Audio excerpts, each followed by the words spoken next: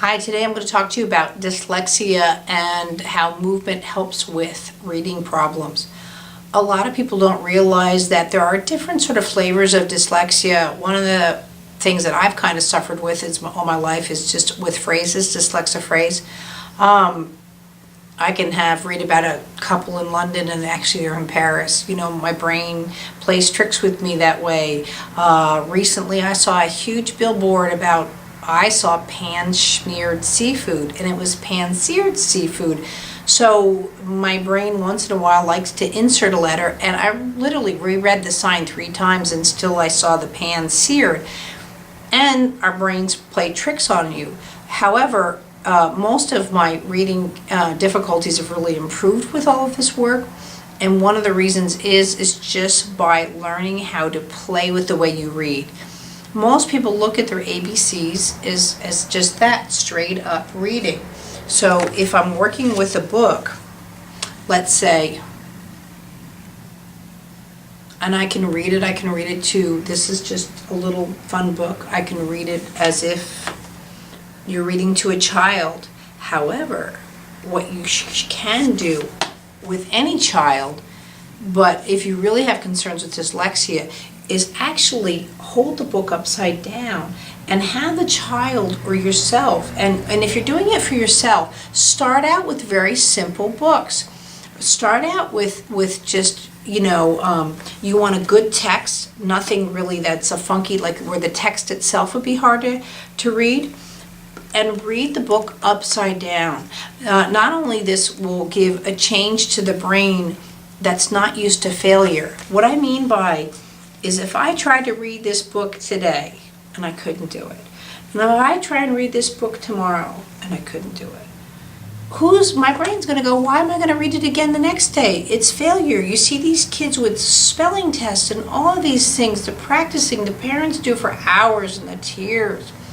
Yes, they have to do their homework, but this is where any area that you find them struggling with, a perfect lesson. So you take a very simple book and you put it upside down and have the person, or either, like I said, yourself or your child, read it and read it aloud and upside down. Now it's going to take a little bit to get used to, but an A is an A no matter what. I can read in this direction, I can read in this direction.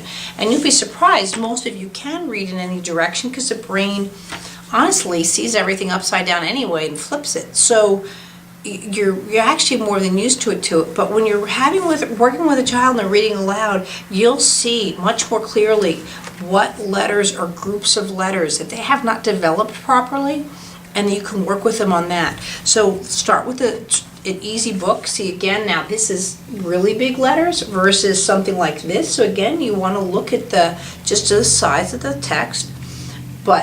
So if this is too difficult, something like this, then you might want to go to and that's why easy readers are really big letters. So go to the big text, and as they graduate, just like you would for a reader, level 1, level 2, level 3, let them pick out their books, let it be fun. Hey, can we read it upside down? Can we read it right side up? Can we do it sideways?